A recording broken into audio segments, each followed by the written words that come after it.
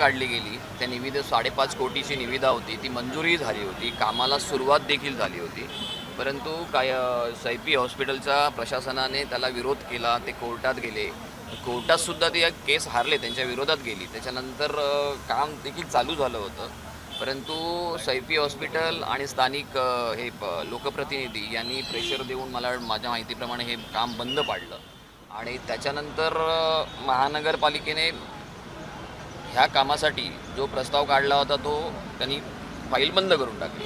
खरं तर इथे सत्ता, इकडचा नगरसेवक, इकडचे आमदार, इकडचे खासदार म्हणजे अगोदरचे खासदार, हे सगळे केंद्रात राज्यात ज्यांची सत्ता आहे ते भाजपाचे सगळी लोक आहेत. मग मला सांगा, भाजपाच्या लोकांना कोणी अडवलं होतं पूल बांधण्यासाठी? जर लोकांना, रहिवाशांना त्याची आवश्यकता आहे तर लोकांचा प्रथम विचार करणं गरजेचं आहे की तुम्ही सैफी हॉस्पिटलच्या प्रशासनाचा विचार करणं गरजेचं आहे. मला वाटतं सैफी हॉस्पिटलचा व्ह्यू स्पॉईल होतो किंवा त्यांचे दैनंदिन जो काही हे आहे लोकांचा तिकडचा येणारा लोकांचा वहिवाट आहे किंवा काय, ती डिस्टर्ब होत असेल तर मला सांगा, मुंबईमध्ये अनेक ठिकाणी असे मोठमोठाले ब्रिज उभे केलेले आहेत, पादचारी पूल उभे केलेले आहेत. त्यांनी अक्षरशः काही ब्रिज असे आहेत की बिल्डिंगमधून तुम्ही त्यांना गाडीतल्या ड्रायव्हरला सेकंड करू शकता.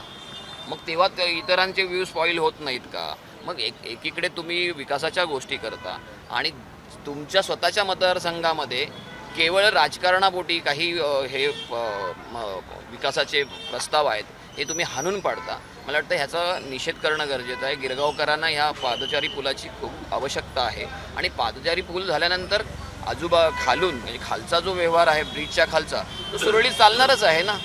पण अनेक ठिकाणी असे ब्रिज झालेले आहेत.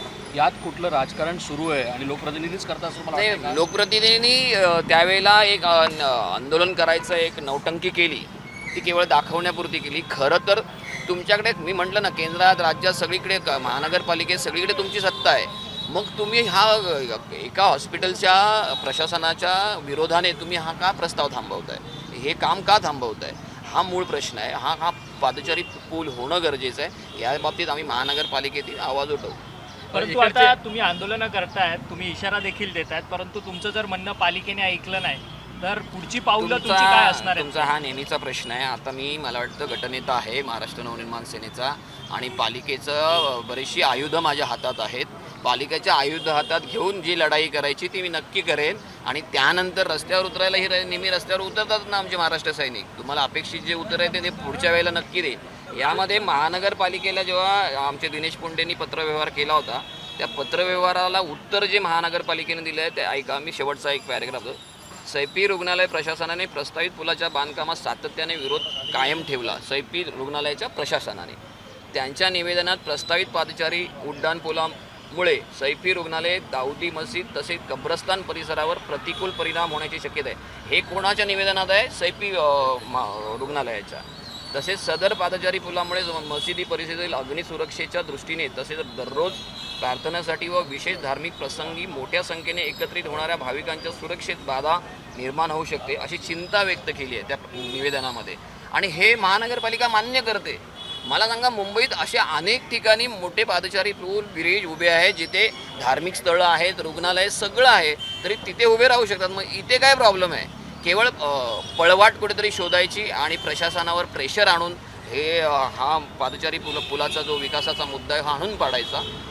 मला वाटतं की याच्या विरोधात सभागृहात नक्कीच आवाज उठवावा. गिरीधर साहेब, तुम्ही जो विषय काढला की इकडच्या लोकप्रतिनिधींनी आंदोलन केलं होतं, मग त्यांच्या आंदोलनाची देखील दखल नाही घेतली का असा प्रश्न? मला एक सांगा, जर मी स्वतः आमदार आहे, मी मंत्री आहे, पालकमंत्री आहे, मध्यंतरी प्रशासनाच्या काळात 4 वर्ष मी महानगरपालिकेच्या मुख्यालयात ठाण मांडून बसलेलो आहे, मला आंदोलन करायची गरज काय आहे?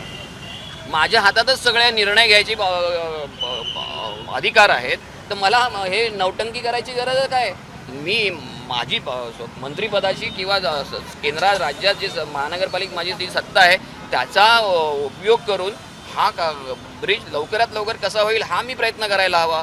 मला जर सत्ताधाऱ्यांना आंदोलन करायची गरज काय? हे केवळ लोकांना दाखवायला नौटंकीचं नाटक करायचा हा प्रकार होता. मंगलप्रभात लोढा मग आंदोलनाच्या माध्यमातून नौटंकी करतात का काय? हो, मी म्हटलं ना तुम्हाला, तुम्ही माझ्या तोंडून मी सांगतोय ना तुम्हाला, स्थानिक आमदार म्हणजे तेच आहेत ना. मला वाटतं की त्यांचं जे राजकारण आहे, त्यांचं सगळं राजकारण हे धर्मावर, भावनेवर हिंदू मुस्लिम हे करण्यामध्येच गेलेले आहे. लोक विकासाचं राजकारण ते कळत नाहीत, केवळ भावनिक मुद्द्यावर ते सतत राजकारण करत असतात. आताही तुम्ही बघता ना, तिरंगा रॅली कसली तिरंगा रॅली हो. तिकडे दिल्लीमध्ये ते विद्यार्थी तिरंगा घेऊनच आंदोलन करत होते, मग त्यांच्यावर तुम्ही लाठीचार्ज तिरंग्या सकट केलात ना.